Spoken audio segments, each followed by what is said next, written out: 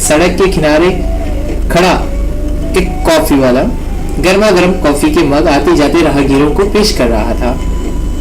सर्दी से ठिठुरते जोड़े चलते चलते कुछ देर को रुकते और गर्म कॉफी हलक में डालकर आगे बढ़ जाते।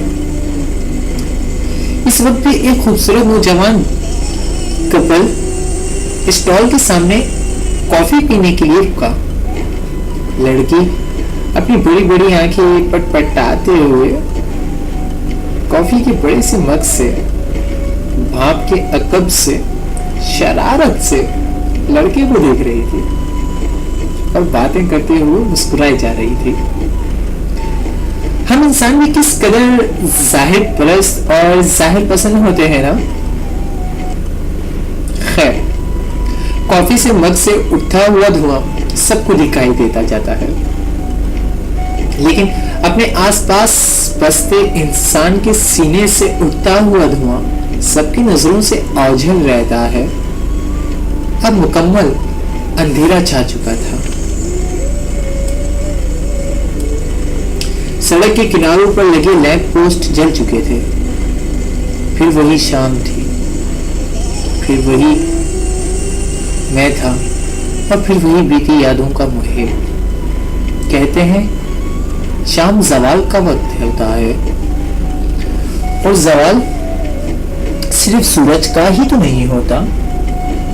मुझे ये तो वैसे भी ये वक्त जवाल बहुत भारी साबित होता है। जितनी तन्हाई मैंने अपनी जिंदगी में इस शाम के वक्त महसूस की है ना, इतनी किसी और पहर में कभी नहीं झेली।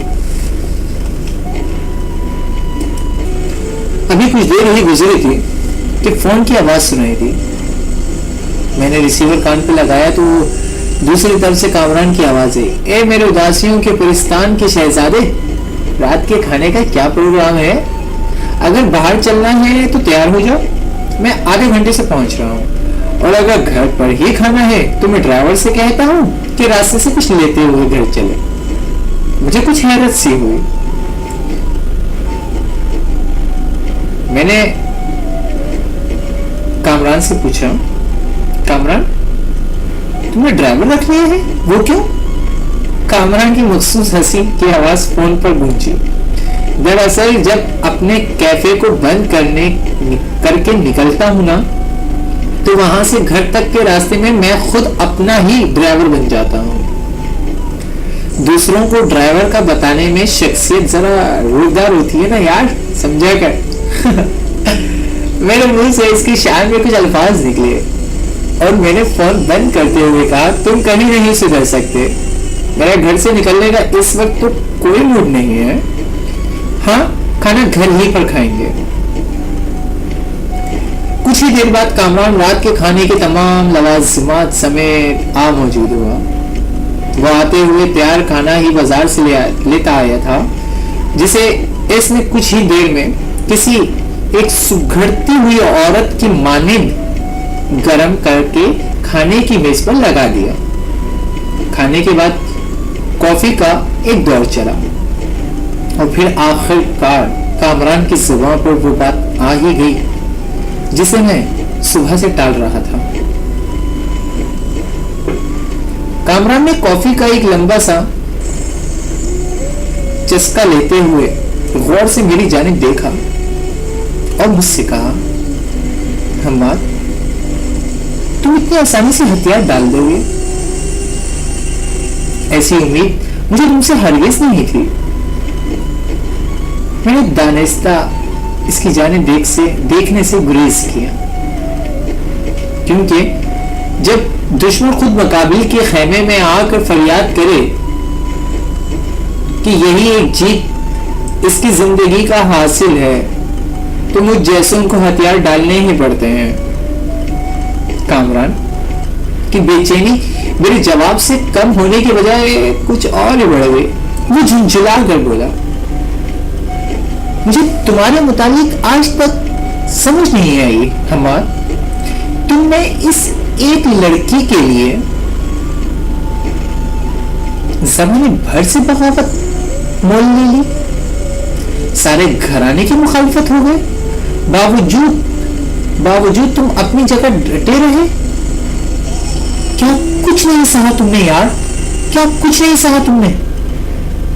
باپ کے تانے سنے, ماں تمہارے پیچھے روتی رہی, گھر چھوٹ گیا, پھر یہ کہ تم نے دست برادری کا اعلان کر دیا کہ میں بالکل تنہا ہوں, چھوڑ دو مجھ کو. میرے لبوں پر کمزور سے مسکراہٹ ابھر آئی.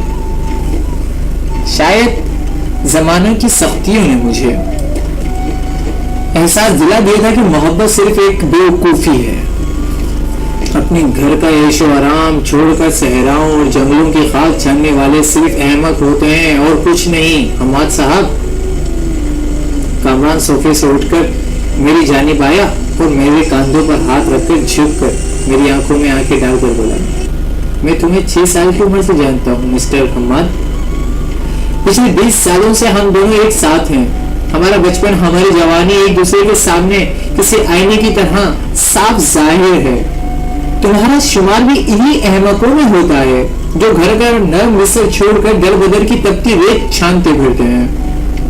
اس وقت تم تھکے ہوئے ہو, میں نے کامران سے کہا. ہم اس موضوع پر بعد میں بات کریں گے. کامران مجھے تھپکی دیتا ہوا اپنے کمرے کی جانب بڑھ گیا. میں وہیں آرام کرسی پر کھڑکی کے سامنے بیٹھا. باہر سناٹے میں درختوں کی ٹہنیوں سے جو برف کے بوجھ سے بھاری ہو کر جھکی ہوئی تھی, برف کی گرنے کی مخصوص دھک دھک آوازیں سنتا رہا. باہر آسمان سرخ انگار ہو چکا تھا اور یہاں اندر کمرے میں آتش دان میں جلدی لکڑیوں کے چٹکنے کی آوازیں اور دیوار پر لپکتے شوروں کے ساتھ رات ڈھل رہی تھی. اور میرا ذہن ماضی کے دریچوں کو پھلانگتا ہوا 2 سال پہلے کی اس شام کی یادوں تک جا پہنچا جب میری پہلی ملاقات ایمان سے ہوئی.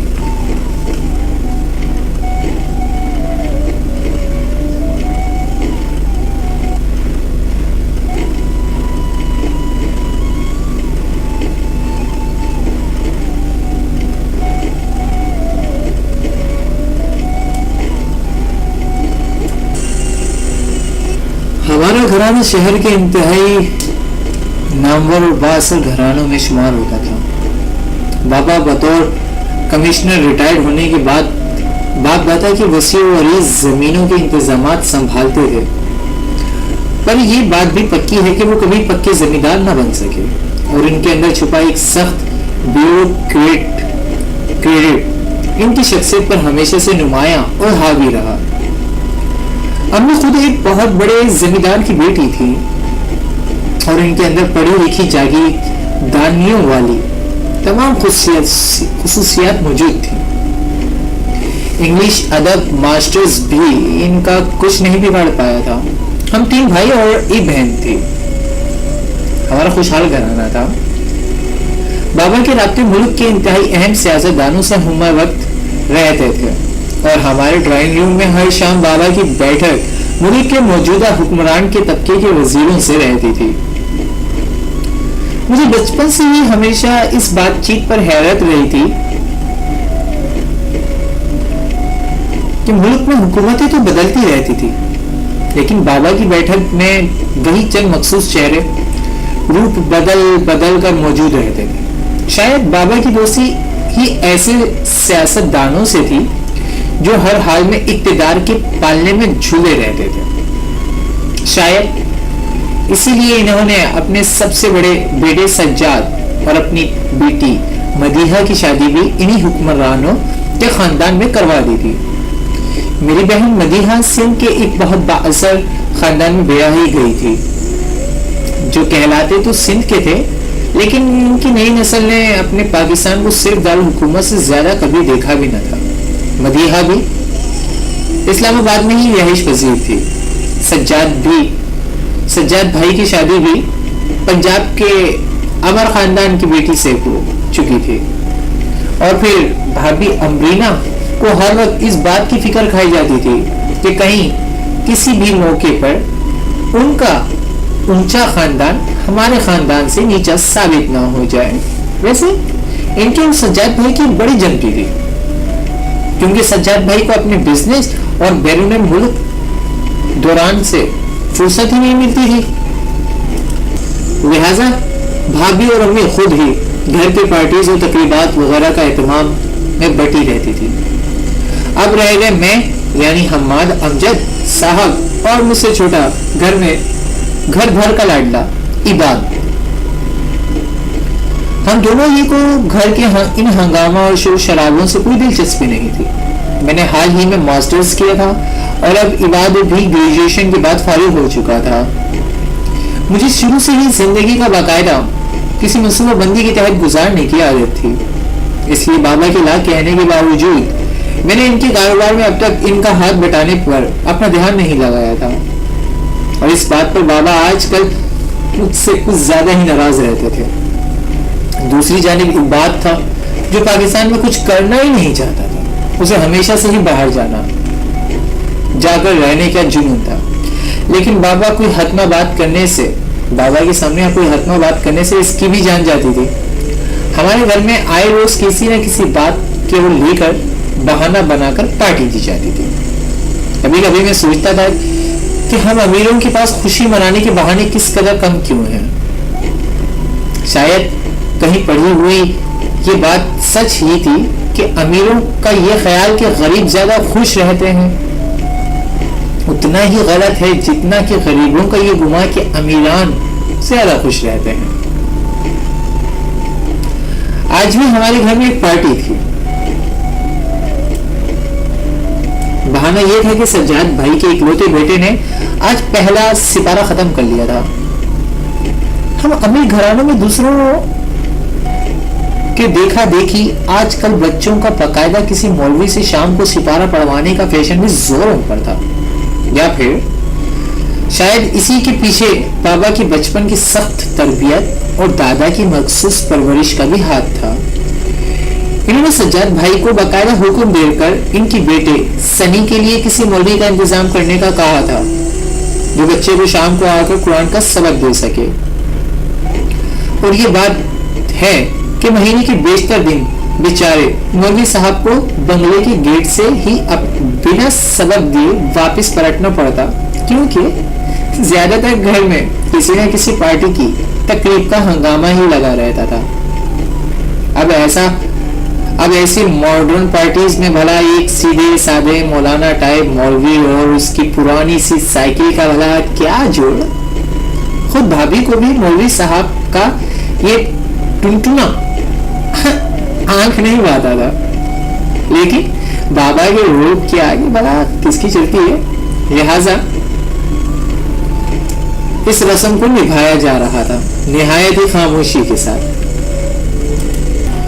جانے ہم امیر میں ایسی چیزوں سے اتنے اور غریب میں ان رسومات سے اتنے قریب کیوں ہوتے ہیں. ہم مذہب کو بھی ایک رسم کی طرح نبھاتے ہیں اور غریب رسم کو بھی کسی مذہب کے غریزے کی طرح نبھاتا ہے. خود میری بھی سنی کے مولوی صاحب سے آتے جاتے ایک آدھ بار ہی رسمیں سے سلام دعا ہوئی ہوگی.